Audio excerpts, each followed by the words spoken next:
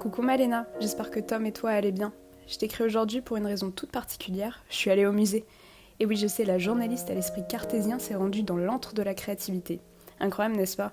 Bon, c'était pas sans raison, j'avais un papier à écrire sur l'exposition « Attention » du musée d'art moderne de Paris. Au moins, je serais pas la seule à pas comprendre les œuvres.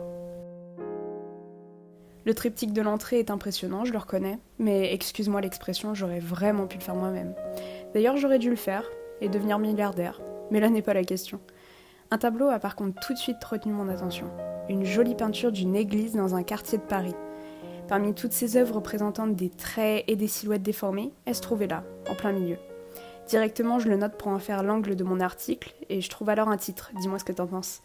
Quand la modernité accueille le traditionnel, plongeons dans le musée d'art moderne de Paris.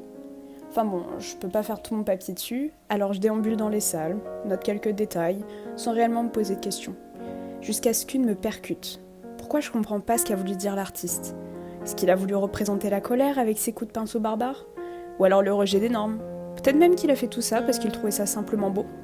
Je me suis donc arrêtée pour me concentrer et tenter de comprendre. Qu'a-t-il voulu dire? Jusqu'à ce que ça me frappe comme un réel coup de poing.